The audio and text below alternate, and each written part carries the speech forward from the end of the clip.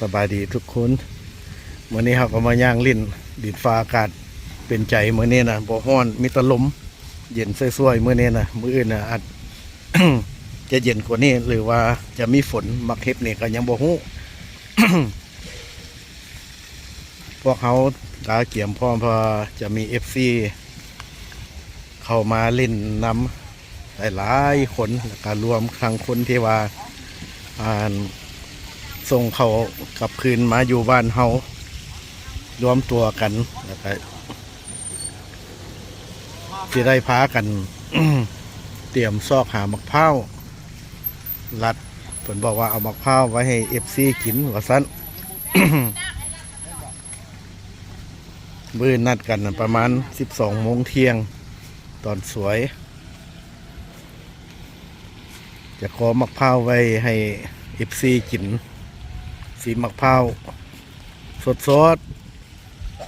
ๆนี่สวัสดิ์เสวยดีมื้อนี้นะมื้อนี้มีข้าเจ้าได้มา10 เบ็ดอยู่นี่นะสาปูสาปลาแล้วนี่กว้างขวางดีแต่ว่าเราให้คนจีนเซาแล้วข้าเจ้าเซาลีสก็สิหลายปีครับ ก็สิประมาณหลายปีอยู่ได้บ่น้อ วันนี้เจ๊ขันเขาให้เศร้าพวกที่ว่ามาสิทธิ์เบ็ดเนาะได้บ่ได้นะเขาก็บ่สนใจแต่ว่าสิทธิ์เวลา เริ่มต้นหาเลิกประมาณ9 โมง 10 โมงประมาณผู้หนึ่งประมาณล้านหนึ่งก็ว่า$50เขาเจ้าพวกนี้นี่คนจีนเนี่ยเขามาสิทธิ์มวนซื้อๆได้แล้วเขาก็ขายหรือว่าส่งปล่อยคืนก็มีเพราะมันเป็นเกมกีฬาของข้าเจ้าเนาะสบายดีน้องสายตุน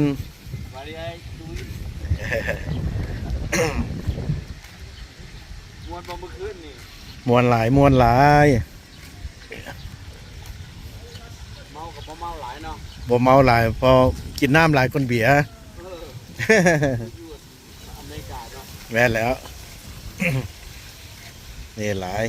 แต่เป็นจุดข้าเจ้าจะสิทธิ์เบ็ดพวกเจ้าของซาป่านี่ข้าเจ้าก็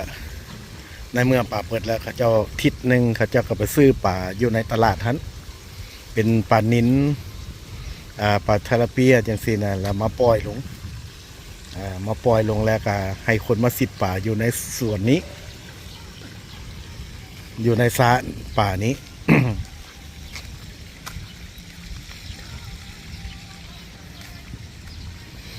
อันตูบน้อยๆเนี่ยมันตูบคนงานของคนจีนที่เฝ้าสวนป่าเนี่ยแหละพวกใดมาสิทธิ์ป่าแล้วไปเรามาจ่ายเงินอยู่นี้อยู่ในตูบนี่ก่อน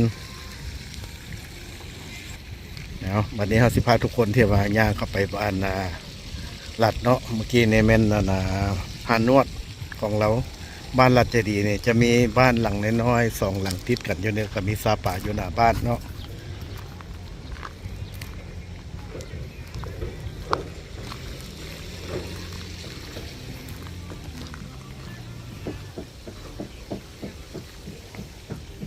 เพิ่นก็มีหมาใหญ่ๆ3 ตัว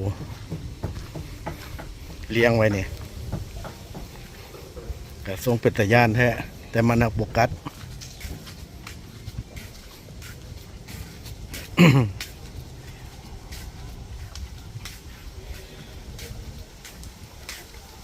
นี่หลังสีฟ้านี่แม่นเพิ่นอยู่หลังต่อไปแม่นโจคนบ้านนอกนอนผักอยู่หันนี่มันมาของเพิ่นเนี่ย ตัวบักใหญ่ๆนี่แหละคุณ โอ้อันนี้สั่นพวกบ่ได้ต่อมือไม่น่ามือไม่น่ากินเนี่ย โอ้กำลังกินอร่อยอยู่เนาะนี่ตัวแม่เนาะอันนั้นเป็นตัวผู้คนนี่บ้านเพิ่นกำลังเห็ดสาน้ำลากูนอย่างลากูน5ลากูน6บ่ เพิ่นเห็ดสาน้ำไว้ลอยลิ้นตอนยามฮ้อนเดี๋ยวแล้วก็ส่งน้ำลงสาปูสาปลาเลย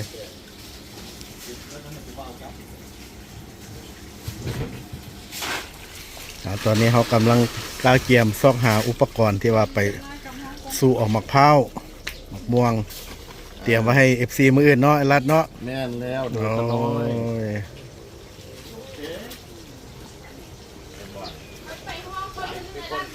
มาถามเลยอยากซักไล่ถ่ายนี่นะ สบายดีน้องตุลี สบายดี มาอยู่เมืองลาวโดดและบ่ มาน่ะได้เดือนหนึงเลยเด้ โอ้ได้เดือนหนึงแล้ว ครับ โอ้ เดือนหนึง ออกมาแต่ละได้เนาะ รัฐแคลิฟอร์เนียเฟสโน โอ้คนเฟสโนหลายเนาะมาเนี่ยเนาะ โอ้ยหลาย ดึงกันมาบ่คือว่าจังได๋ ฮะ ดึงกันมาบ่เลยว่ามีคนหนึงมามีหลายคนมาแล้วสิมาอยากมานํกัน บ่มันสถานการณ์น่ะนะ สถานการณ์เนาะ สถานการณ์นั้นบีบคั้น เออ มากก็บ่เป็นหยังดอก ก็คิดว่าเห็นหมู่มาหลายแล้วอยากมานํสนอง บ่ได้ตั้งใจแนวนั้น แต่ว่าก็ดีไปแนวหนึง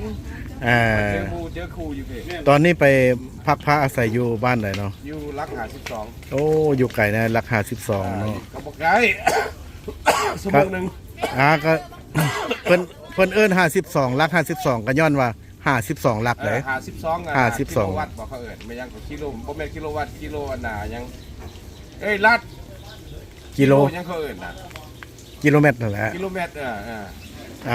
โอ้น้องสายตุลีเนี่ยคนเก่งเด้อขนาดคนอยู่เมืองลาวน่ะ เขายังบ่กล้าขี่รถจักรมาแต่เพิ่น น่ะขี่รถจักรมาแต่ราคา12มาเวียงมาบ้านหลัดเลยป้าเก่งขนาดว่าโจ้คนบ้านนอกมีรถจักรอยู่นี่ยังบ่ทั่วถึงเลยเพิ่นนี่บ่เคยมาแล้วบอกว่าเมืองลาวเคยมาแต่ก่อนเนาะ เคยมาจักเทื่อ บ่เคยมาจักเทื่อแล้วก็ครั้งแรกที่ว่าขี่รถจักรมานี่ แม่นป้า โ สุดยอด ม่วน เลย กิโลจักรม่วน มาคนเดียวคือว่ามีคนซ้อนคนนำ มีคนมานำกันแต่ว่าควรกับบูจักทางคือกันตู้นั่นน่ะ เอ้า แต่ว่าเราอยู่เวียงตู้นั่น โอ้แล้วถามมาเป็นหมู่กันมาเลย เราอยู่นี่เราไปเล่นน้ำข่อยอยู่รัก52ข่อยกันเพราะว่าบ่ลานชวนมาเล่นน้ำข่อยก็เลยชวนเรามา โอ้แล้วมาเป็นหมู่กัน เลยมาเป็นหมู่กันเลยนะ บัดนี้มาคนเดียวก็ได้แล้วเนาะบัดนี้เนาะชื่อว่า ได้ ง่ายๆได้เนาะบัดนี้เนาะ มัน มา ก็บ่ง่าย สุด มัน หนึ่ง มีอันน่ะทางซื่อบอกเขาไปทางซื่อมันบอก อืม แล้วมันต้องได้เลี้ยวสองทาง แม่น คันข่อยจื้อทางเดียวสองทางนั้นได้แปลว่าข่อยมาผู้เดียวก็ได้ เอาง่ายๆถ้าว่า เน็ตมันบ่เวิร์กเลยว่าเพราะว่า GPS นี่บางเทื่อที่ว่ามันก็บ่แน่นอน แต้มเอาก็ได้เลี้ยวซ้ายเลี้ยวขวา2เทื่อจังซี่แล้วก็ มีแต่เลี้ยวซ้ายแล้วก็เลี้ยวซ้ายสองเทื่อเลี้ยวขวาเทื่อหนึงเลี้ยวซ้ายเทื่อหนึงเท่านั้น โอ้ คันข่อยจื้อตัวนั้นได้ข่อยมาสำบาย เรียบร้อยบัดนี้นะ เออ ตอนนี้ก็ได้เข้ามาอยู่ในเวียงแล้วบัดนี้เพิ่นก็สิฮู้จักเวียงเบิดแล้วบัดนี้นะขนาดว่าคนบ่เคยมาเมืองลาวจักเทื่อเพิ่นเลาะทั่วเวียงจันทน์แล้วเด้มาตักหลักตั้งแต่หลัก52นี่สุดยอดเด้เก่ง ก็มีหมู่อยู่บ่อยู่หลัก52เลยว่าจะไปอยู่คนเดียว บ่ก็อยู่ผู้เดียวหั่นน่ะ อยู่ผู้เดียว อยู่ผู้เดียว เฮ็ดจังไดได้ไปอยู่หลัก52มีคนฮู้จักบ่เลยว่านั่นน่ะ มีน่ะพี่น้องไปเอาออกอยู่หั่น พี่น้องแปล ถ้าสิว่าแล้วก็จะพี่น้องเพิ่นรู้จักกันพี่น้อง โอ้คนฮักแพง เพิ่นฮักแจ้งกันนั่นแหละ อ่า ไปเอา โชคดีซะนะ ยังโชคดีแค่น้อยหนึง เฮาอยู่นำเพิ่นเฮาก็บ่ได้ไปเฮ็ดรายเหตุการณ์แท้ติ บ่ก็บ่ได้อยู่นำเพิ่นเฮาก็อยู่ห้องแถวเฮาต่างหากเพิ่นก็อยู่เรือนเพิ่นต่างหาก โอ้อันนั้นเป็นห้องแถวที่ว่าเป็นสปอนเซอร์ไปเศร้าแล้วคือเก่า เฮาเศร้าห้องแถวเฮาเป็นเศร้าเฮาเป็นคนเศร้า แต่ว่าห้องแถวอันสปอนเซอร์ แต่ว่าเขาต้องได้จ่ายเขาต้องได้เศร้าเนาะ ว่าบ่แม่นห้องแถวสปอนเซอร์เพิ่นก็อยู่เรือนเพิ่นเองเฮาไปเศร้าห้องแถวอยู่ต่าง อ๋อ หาก อยู่ต่างหาก แม่น เพียงแต่ว่าเพิ่นเป็นสปอนเซอร์เขาเอาออกมาออกจากศูนย์เนาะ แต่ว่าเพิ่นบ่ได้แม่นเจ้าของห้องแถว อ๋อ นะ เจ้า ก็อยู่ใกล้ๆกันนั่นแหละ อยู่ใกล้กัน อยู่ใกล้ๆกันแต่ยามกินข้าวกินน้ำเพิ่นก็เอิ้นไปกินน่ะนะ อืมมาสุดนี่มีจักกี่คนมาเนี่ย โอ้ชุดนี้200กว่าคนอยู่แล้ว สุดจะมานี่200กว่าคนวะ 200กว่าคนแต่ว่า ปาติโถ เวียดเครื่องหนึงลาวเครื่องหนึง อ๋อเวียดเครื่องหนึงลาวเครื่องหนึงบัดนี้ลาวมงก็บ่แม่นกายคนลาวเพราะว่าลาวมงอาจจะหลายคนลาวเนาะ โอ้ย แต่ได้ยินนะ มันเมืองเขาอันนั้นน่ะ แม่น ราคาที่สองเมืองเขา บอกว่าความหมายว่าที่ว่ามาจากอเมริกานะ โอ้มาจากไม่กล้าก็มอง10กว่าคนนี่แหละ 10กว่าคน แม่นๆ โอ้คนลาวเฮาหลายคนลาวมงเนาะ มีผู้หญิง2คน คนลาวเฮาเนี่ยวะ อ่า โอ้ โมเมนต้องคอยว่าหันบ่มีผู้หญิงเวียด โอ้ผู้หญิงคนลาวหันมาจากรัฐเดียวกันบ่คือว่าจังได๋ คอยว่าผิดผู้หญิง เอาไหมโอเค ผู้หญิงเนี่ยฮู้จักกันอยู่ในยนต์บ่แล้วฮู้จักกันอยู่ใน แต่ว่าเป็นคนเวียด เป็นคนเวียด คนเวียดนะ โอ้บ่แม่นคนลาวเฮาเนาะ คนลาวสุดที่สองมาจังแม่นคน จะก็เป็นคนลาว คนลาว เวียด คน ลาวอัน คนมงคนหนึงคนลาวคนหนึง โอ้ค่าในลาวอายุจักปีอันคนผู้หญิงบ่ฮู้เลย มอง50 ปีเนี่ย ประมาณ50เนาะ อ่า นาเรื่องอันที่ว่าเพิ่นส่งมาเนี่ยเพิ่นให้นั่งยนต์พิเศษว่าคือว่ามานำยนต์โดยสาร บ่แล้ว ยนต์กับบ่แม่นยนต์โดยสารแหละเนาะยนต์ส่งคนมาโดยเฉพาะเนี่ย อ๋อมีแต่ว่าคนอันที่ว่าเพิ่นส่งมาโดยเฉพาะ ส่งมา บ่แม่นว่าปนมากับคนโดยสารบ่แม่น บ่แม่น สิเป็นยนต์ทหารก็ว่าบ่แม่น ยนต์คันสิเว้าแล้วก็ยนต์โดยสารนั่นแหละ ยนต์โดยสาร ย หั่ น น ต์ แหละ โดย เนาะ สารแต่ว่าพวกที่ว่าถูกส่งมา ถึกส่งมาเนาะ บ่มีคนธรรมดาอยู่นะฮะ อืมเป็นจังไดสิถามเนี่ยว่ามาอยู่บ้านเฮานี่สภาพจิตใจนี่ เป็นได้ใด พออยู่ได้อยู่บ่คือจังได ได้เรื่องอยู่ได้ อืม มันก็ประเทศเฮาเนาะ แม่นแล้ว ใช้กับบ่อยู่กันเฮาเองมันบ่ อืม แต่ก็ดีไปแล้วนึงก็ ตุลีนี่ไปอยู่อเมริกาแต่ปีอะไรแต่อายุจักปี โอ้ตั้งแต่อายุ12 ปี 12 ปี สมพอเว้าลาวเก่ง อายุ12 ปี ไปอยู่อเมริกาได้จักกี่ปีแล้วบัดนี้ 38 32 เกือบ40 ปีแล้วเนาะ 39 ปี แต่ก็ยังมีญาติพี่น้องอยู่ที่อ้ายเอ้ยน้องอยู่อเมริกา พี่น้องอยู่เพิ่น7 คน อ้ายน้องกันเนี่ยวะ น้องมีแต่น้องเขาเป็นอ้ายกบ โอ้จะเป็นอ้ายกบโอ้ แล้วก็มีเอื้อยหันคนละพอ แต่คนละพอ อยู่ละเดียวกันละ ที่น่าเที่ยวกัน ดีก็ซ้ำว่าครอบครัวเดียวหั่นแหละยังเป็นอ้ายเอ้ยน้องกันเนาะ ครอบครัวเดียวกันแหละ อืม เพิ่นก็สิได้มายามอยู่บ่ได้มายามคิดว่าเพิ่นสิมายามเมืองลาวอยู่บ่ ตัวนี้ข่อยก็บ่แน่นอนเด้อ ยังบ่แน่นอนเนาะ พราะว่ามันขึ้นน้ำเขาเนาะ แม่นแล้ว เขาก็มากคันเขาบ่มากคันเขาบ่มีเงินมากเขาก็บ่ได้มาก ก็บ่ได้มา มันบ่แน่นอนนะตัว อื นี้ ม คันเขามากก็ดีได้เห็นหน้าเห็นตาครอบครัวกันบ่ แม่นแล้วตุลีนี่ฮู้จักคนที่ว่าอยู่รัฐเดียวกัน มีหลายบ่มีหลายคนที่ว่ามาส่งมานี่ หลาย หลายฮู้จักกันแต่อยู่อเมริกาพุ่นบ่ หมอรัดนี่ก็ผู้หนึงหมอรัดเนี่ย โอ้ จักกันแต่อยู่คน อ่า แล้วก็ รัฐนี่ฮู้จักดีเนาะ หลายคน หลายคน เราก็รู้ ยังมาเจอกันอยู่นี่ มาเจออยู่นี่หลายติดต่อหากันอยู่ โอ้อืม ก็มีหยังก็ต้องการร่วมหรือว่า ได้พูดได้คุยกันอยู่ ไม่หยังนะแล้วก็ ให้คำปรึกษา ปรึกษากันนะ อืม เราคุยกันอยู่นะ อืม ยังเชื่อต้องการความช่วยเหลือเป็นหยังก็ติดต่อหากันนะ แม่แล้วพอได้ร่วมได้เว่าปรึกษาหารือกันเนาะ ปรึกษากัน เป็นยังไงอยู่ราคา12บ่คิดอยากมาอยู่เวียงจันทน์คือไอ้รัดบ่ โอ้ก็อยากมาอยู่แต่ว่ามันก็ ขาสปอนเซอร์เนาะ มันแพงกว่าอยู่เพีย อันอยู่พุ่นเจ้าเซาเดือนหนึงเท่าใด เดือนหนึงอันน่ะ700,000 ก็ 700,000ตกกี่หม่อง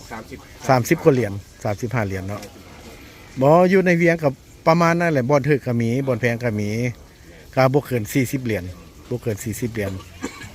1,500จังซี่ประมาณนี้แหละ ก็ถ้าฟังเบิ่งเพราะว่าคนที่ว่าเอาเฮาออกกันอยู่พุ่นเด้ อืม ถ้าฟังเบิ่ง เอาก็อยู่นำเขาเจ้าไปจักหน่อยก่อนเนาะวันนี้ถึกเขาเปลี่ยนใจแต่ว่าอยากไปอยู่น้ำหมอกน้ำหมูน้ำของเนาะพอได้อยู่ใกล้กัน แม่น ไปมาหาสู้กันเนาะ หมู่คู่ร้ายพี่น่ะแต่ว่าญี่ปุ่นเขาบ่มีไผคอยก็ แม่แล้วเพราะมันเป็นบ้านลาวสูงลาวมง เราโม บ้านลาวมงราคา12เนาะเอาอย่างกายาสู้ๆเนาะมาได้อยู่บ้านเฮาแล้วเด้ แม่น เจ้าก็มีหมู่คู่หลายมาคันโศกบ่ม่วนเหงาแล้วก็เข้ามาในเวียงพี่ก็ยังเจอหลายคนอยู่นี่นะส่วนหลายคน มันก็ ส่งมาแตะพุ่นกันแม่นอยู่เวียงจันทน์พี่อยู่ตัว ญี่ นึ ปุ่ ง นก็คันว่าข่อยก็รู้จักทางมากข่อยขี่รถจักรมามันก็บ่ไ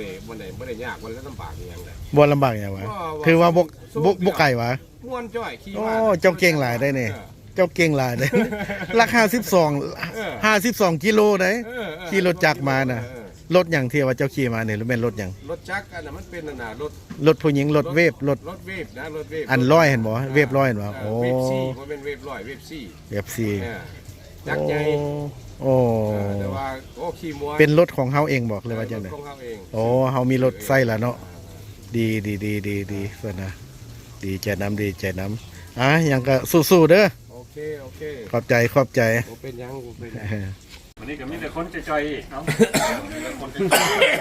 เอามาลินบ้านลัดนี่เพิ่นเฮ็ดข้าวให้กินเด้อได้กินข้าวซุ่มกันมาเนี่ยนะกินข้าวซุ่มกัน มีแม่บ้านเพิ่นเฮ็ดข้าวให้กิน ขอบใจขอบใจ มี มก ห ป นา ลา บ ซิวพี่เล่เฮาน่ะ หนาบปลาเพิ่นเฮ็ดหนาบก็คือมก มันทุกเฉินเด้ มกปลาซิวอบ หากินยาก เป็ด ได้ อ นี่ บไก่บ่เนี่ย โอ้ดีแต่เจ้า แม่กาบ่ได้กินได้แม่กา เนี่ยกินข้าวมีหนองน้ำอยู่ทางหน้าอีก เรา คักหลาย จานมันจะกระดูกนะต้องด่า ปลาซิว เราเสริมใส่อีกนั่นที่เราเห็ดหน่อย บ้านใครใกล้วัดพระหลวงเสียดีกว่า ขับรถกันยังไม่เจอเลย เพิ่นซื้อรถ500เหรียญขับมาแต่ละ52นำกันสุคนมานำกัน2คนสุคนเพื่อเฮียนขับใหม่ขายังกึกกักอยู่บัดนี้โอ้เขาเจ้าเก่งเว้ยเฮียน2มื้อขับมาฮอดเวียงจันทน์โลดสุดยอด มีแต่คนเก่งในมาลาว อันนี้ป้ายยังบ่มีลอตเตอรี่นั่นน่ะซื้อ800 เก่งก็ได้ อันนั้นรถโจ้คนบ้านนอกโอ้เอาหลังจากกินข้าวกินน้ำแล้วเฮาก็สิได้พากันห้อยคือสิเอากันแล้วลูกน้องเจ้า โอ้เจ้ามันต่างนะ กินข้าวกินน้ำแล้วก็สิพากันไปสุมะพร้าวเตรียมไว้ให้แขกกินมื้ออื่นเพิ่นว่า แม่นบ่ ไปพบกันเดี๋ยวใจเย็น ธรรมดาออกนี้ออกได้ หมุนออกรถแล้วอันนั้นน่ะ ตุลิตัวเอานั้นออกหน้าต้องเป็นตาย่านเว้ย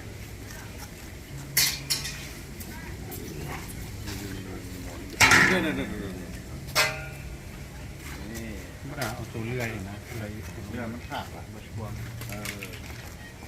ไปแบบนี้ เอาพากันย่างรู้ไล่ๆสอกหาต้นมะพร้าวต้นมะพร้าวลัดนี่อยู่อ้อมสวนเลยอ้อมสาป่านี่แหละ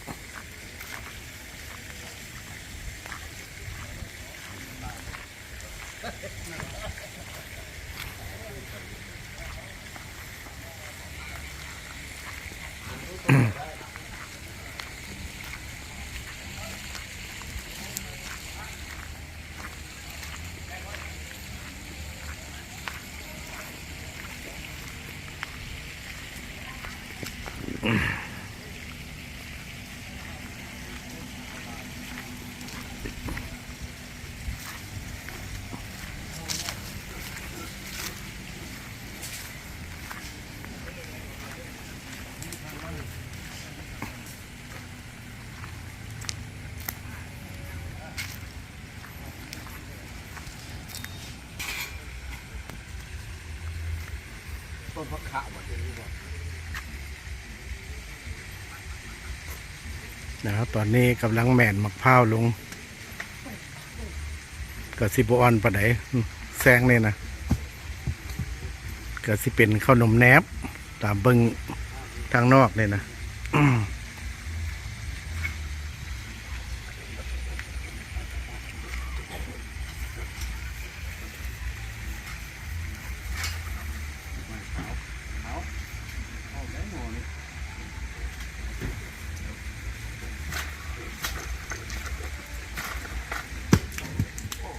2 หน่วยบัดนี้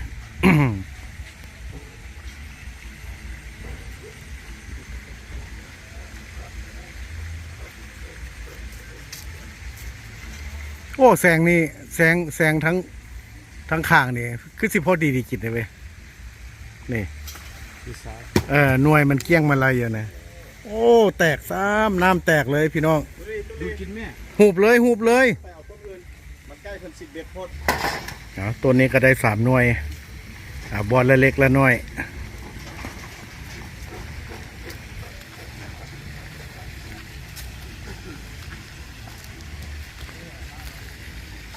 โอ้ตัวนี้หลาย ตุลีระวังหลังคาที่งานพ่นเลย ตัวนี้หลาย ตุลีอันตรายบ่เอาซะไปอีกย่านหลังคาที่งานพ่น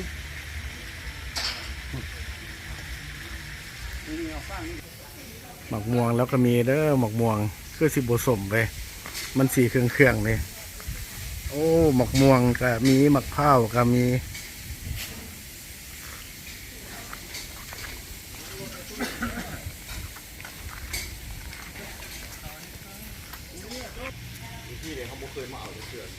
เอาเรียบต้นอยู่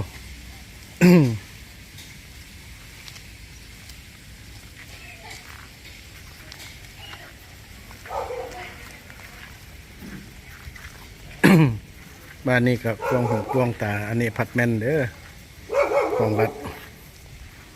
ผู้ชายเพิ่นก็บ่รับอะไรลูกค้านะต้องเอาแต่ผู้หญิงมาอยู่ห้องแถวนี่นะ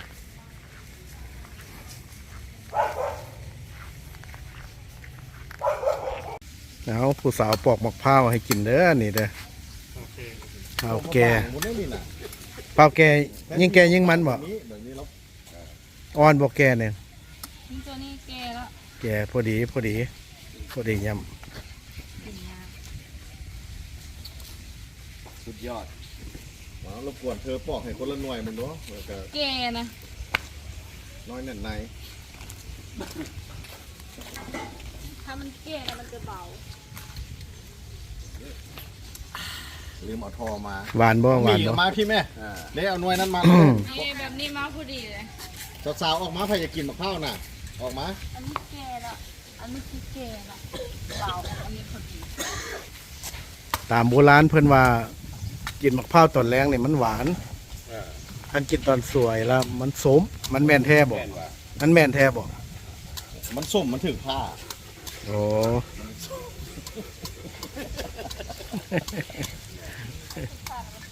โตมานี่ไปพ่นนี่มาเบียดอยู่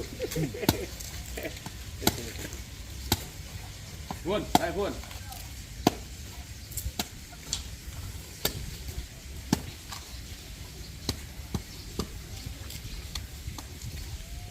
หมอกขาว เดี๋ยวโจคนบ้านนอกกำลังแม่น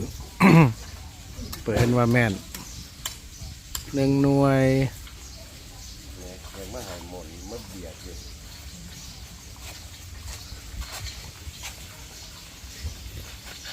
ตัวนี้บริสุทธิ์มี มาเด้อกินมะพร้าวพี่น้อง อยู่บ้านปากทาง มีผู้สาวไข่มะพร้าวให้กินอีก ต้น ตัวนี้บริสุทธิ์มีดเด้ ได้แล้วใช่ไหม